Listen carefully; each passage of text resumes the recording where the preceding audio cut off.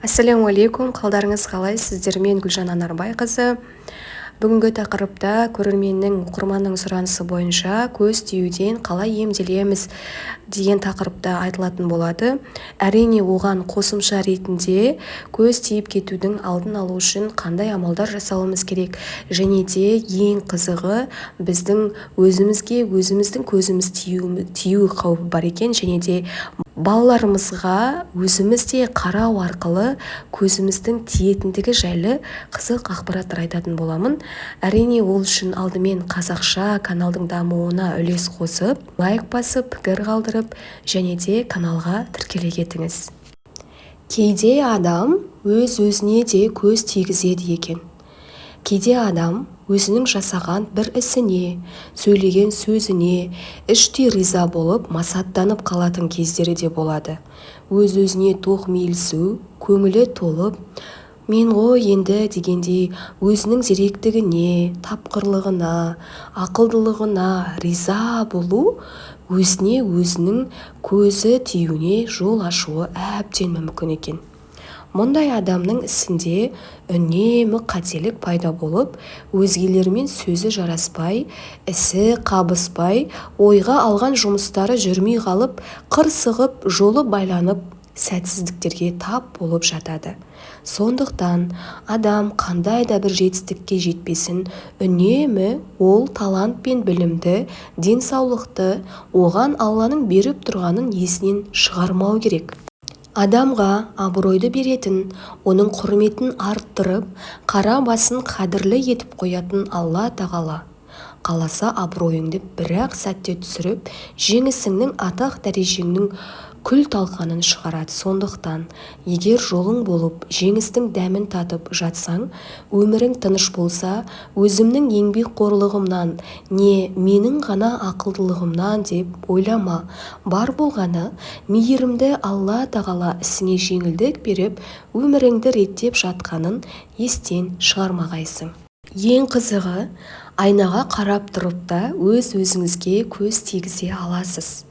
Бірде бүкіл аң-құстардың тілін түсінетін Сүлеймен пайғамбар өзінің әскерін жинап келе жатады. Кенет әскер құмырсқалар жүретін алқапқа жақындағанда бір аналық құмырсқа: «Ей құмырсқалар, илеулеріңе кіріңдер, Сүлеймен мен оның әскері сендерді байқамай таптап кетпесін» дейді. Жанындағылардың ешқайсысы байқамаса да, ерекше қабілет берілген Сүлеймен пайғамбар құмырсқаның бұл сөздерін естіп күліп жібереді. Және сол кезде өзінің бойындағы артықшылығы үшін өзін басқалардан артық, зор санап масаттанбайды. Әйтпесе, мен жалғыз өзім ғана құмырсқалардың даусын естіп түсініп тұрмын деп мақтанса, мұнысы өтірік болмас еді ғой.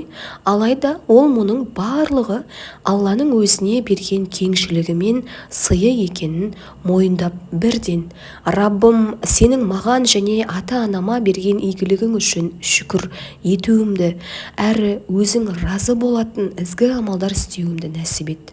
Әрі мені өз мейіріміңмен ізгі құлдарыңның арасына кіргіз» деп дұға жасайды. Міне осы екі аят бізге үлкен ғибрат. Бұны біз не үшін айтып отырмыз? Біз көбінесе айнаға өзіміздің түрімізді дұрыстау үшін, киімімізді ретке келтіру үшін қараймыз, және көбінесе өз-өзімізге сүйсініп сұқтанамыз. Дұрыс, Алла осындай нығмет беріп тұрғанда неге сүйсінбеске? Алайда біз бір нәрсені ұмытып кете береді екенбіз ғой. Алла мұсауир, бейне беруші, суреттеуші. Алла Құранда: «Ей адам баласы, Әл-Кәрим, аса жомарт Раббың жайлы сені не алдады? Ол сені жаратты, дене мүшелеріңді үйлесімді етіп теңестірді, және тұла бойыңды түзулеп, өзі қалаған бейнеде құрастырды» дейді.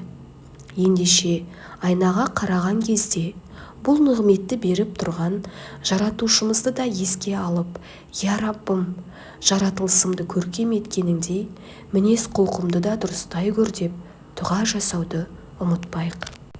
Көз тиіп кетудің алдын алу үшін, кейде көз тиіп кетуден сақтану үшін баламыздың киімін теріс кигізіп қоямыз. көзмоншақ тағып қоямыз, көлігімізге қызыл шүберек байлап қоямыз, үйімізге таға іліп деген сияқты әртүрлі амалдарды жасап жатамыз. Бірақ бұл істердің ешқайсысы бізді жер бетіндегі ешқандай медицинаның шамасы келмейтін дерт көз тиюден қорғай алмайды. Егер көзмоншақ ілу, шүберек байлау көз тиюден сақтайтын болса, Алла тағала оған байланысты аят түсірмес пе еді? Балаңызға көз тиюдің алдын алу үшін үнемі көз тиюден сақтайтын дұғаларды оқып жүргеніңіз абзал. Екінші, жақсы нәрсені көрсеңіз, оған өзіңіздің көзіңіз тиіп кетпес үшін Алладан береке тілеңіз. Қандай да бір таңданысын туғызған нәрсеге қарағанда, мысалы, сәбиге, көлікке, біреу үйлі болып жатса сол үйге, және біреу әдемі киім киіп жүрген болса, және киім алған болса, және оны сізге көрсеткен болса, дереу оған Алланың берекесін тілеп, бәракалла секілді сөздерді айтуы керек. Қазақтың көңілі сүйгенінде бәрекелді деп айтуы осы хадисте негізделген. Үшінші, әсіресе нәрестені барынша жасыруға тырысыңыз. Көз тиюдің алдын алудың келесі бір жолы адамдардың шектен тыс таңданысын тудыратын артықшылықтарды мүмкіндігінше жасыру. Мәселен, сұлулығымен көз тартар нәрестелерді көзінің сұғы бар адамдардан қорғаштаған абзал.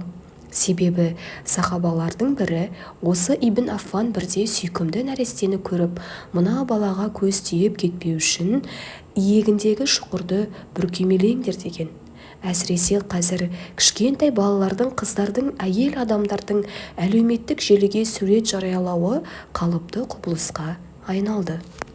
Бұл әрекеттер елдің көзінен сақтану емес, керісінше өзгелердің көзіне түсуге ұмтылыс.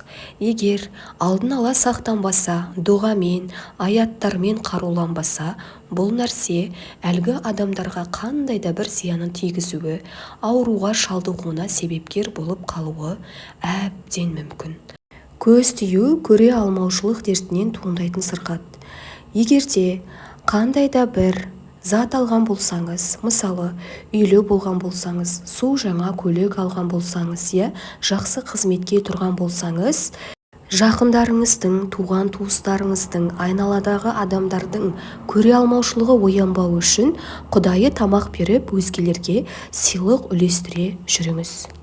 Көз тиюден енді қалай емделеміз? Адам қаншалықты Аллаға жақын болып, оны әрдайым есіне алып, әрі Құран оқып жүретін болса, ол көз тию мен жын иектеуден соншалықты алыс болады. Сондай-ақ таңертең және кешке айтылатын зікірлер, ұйықтар алдында, ұйқыдан оянғанда, үйден шыққанда, тағы басқа жағдайларда айтылатын дұғалар адамды сұқ көзден сақтауға әсерін тигізеді.